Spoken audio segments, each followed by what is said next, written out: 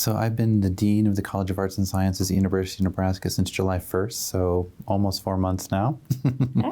Before that, I was 18 years in the Department of Political Science, chair of the Department of Political Science for 5 years at the University of Utah in Salt Lake City. And my primary area is political theory, the history of political ideas, that draws extensively on the history of democratic thought, and political ethics is kind of my primary field.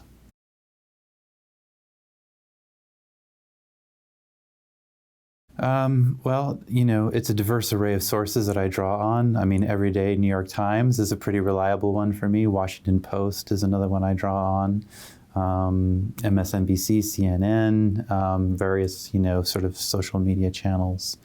But sort of the mainstay is national press, New York Times, and then local press, now increasingly the Omaha World Herald and the Lincoln Star Journal. I'm getting familiar with those papers now that I'm here, part of this community, so try to do a little bit of both. And I still keep tabs on the Salt Lake Tribune.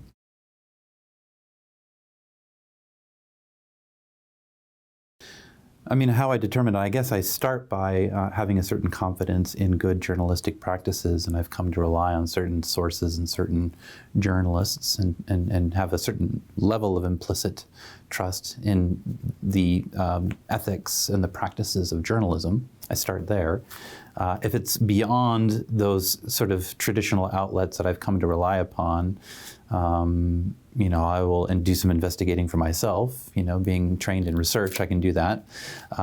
So if there are statistics or studies that are cited in a piece, I will investigate them to determine what kinds of methods are used. But I have a little bit more time and political interest in these things than most people do. So I guess my first starting point is this a reliable, consistent source of information? Beyond, so for me, the first filter is, what is the institution providing me the news? And then after that, if something seems suspect to me, I'll do some investigating.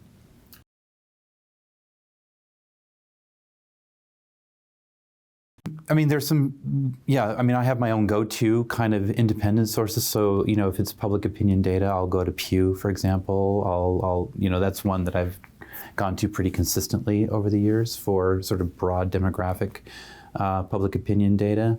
Gallup is another one that I'll consult. You know, so again, I'm going to places whose methodology I know something about and I trust. Beyond that, if you know, oftentimes they'll you know, in an article that might be citing shifts in public opinion, there'll be a link to a study, and you know, you can follow those and sort of do some digging around a little bit and see what you find. But beyond that, you know, some traditional sources that I rely on that I know do good public opinion data.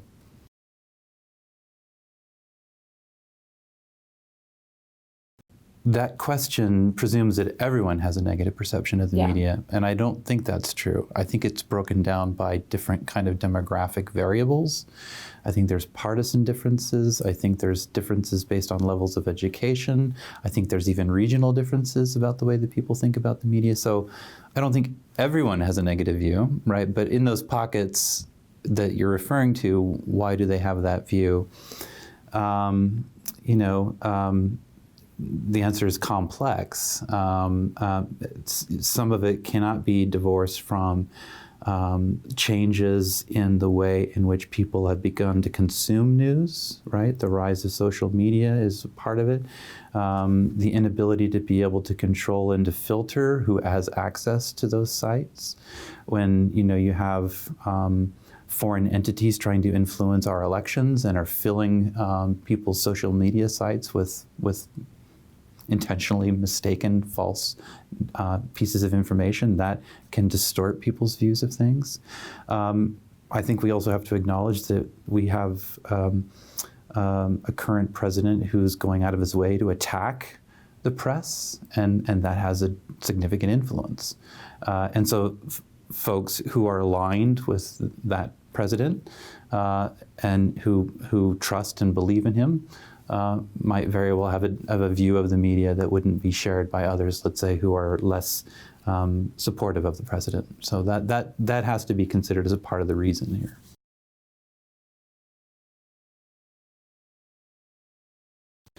Well, that's a big question. I mean, it takes, with a lot of these things, people who study social trust in networks and in institutions recognize that that takes a significant amount of time. And a lot of rebuilding will have to be done. But I think on some level, it probably will depend upon institutions of higher education, primary schools, the media themselves, being really open and transparent about the way journalists do their business, how they do their job. I think there's a lot of just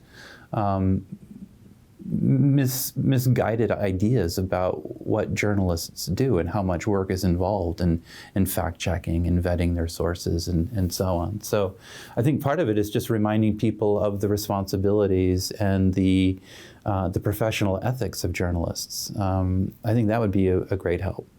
That would be one place to start. Changing the political climate, in terms of the relationship between the executive branch and the free press, will take a change in leadership, and I think a big part of it might start there.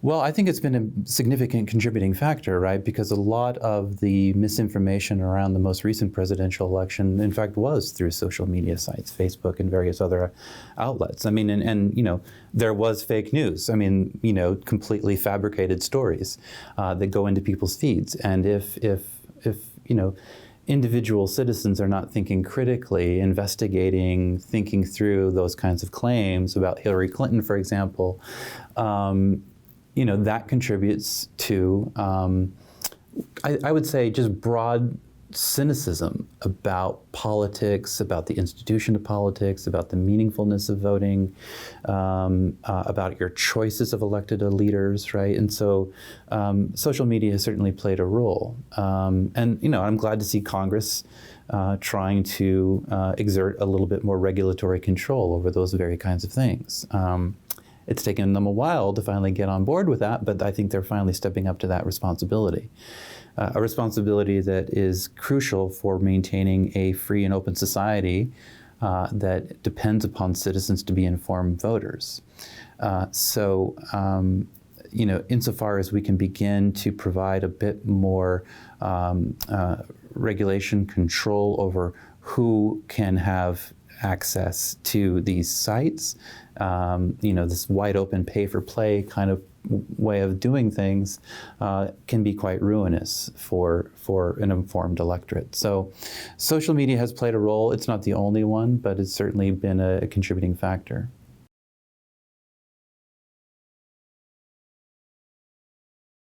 Well, I think so in a couple of different ways. I mean, we still hear it constantly.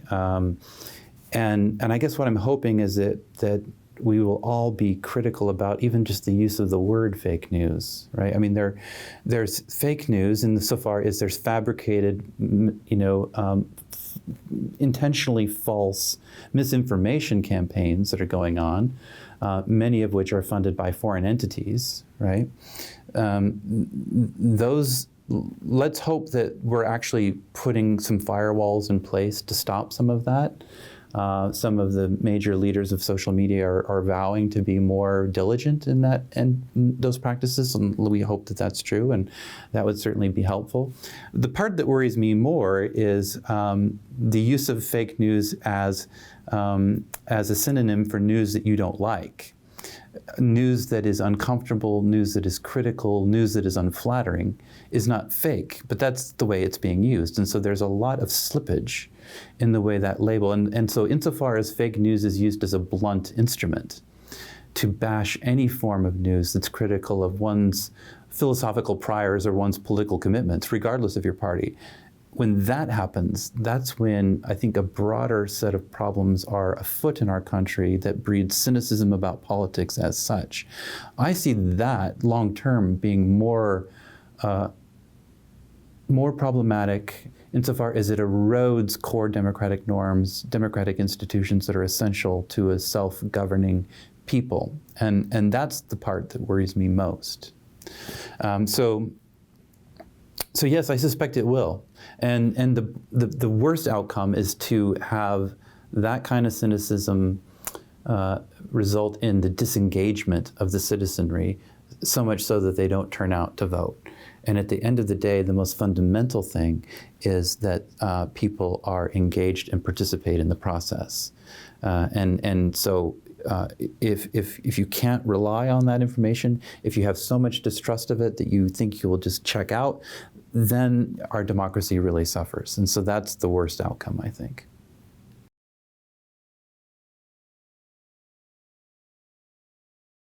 It's to not be disengaged, to be informed, to seek out multiple sources of information. We live in a highly polarized environment. Seek out different perspectives, seek out alternative news sites. Don't accept the label fake news on its face, investigate it. Is it fake or is it just critical and unwelcome? If you see outlandish claims about a presidential candidate,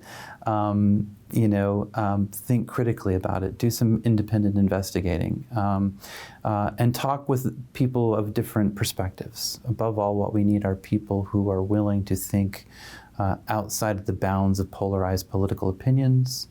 Diversify your media feeds, and above all, just maintain a critical disposition with everything that you read and interact with. That would be my biggest message. Yeah.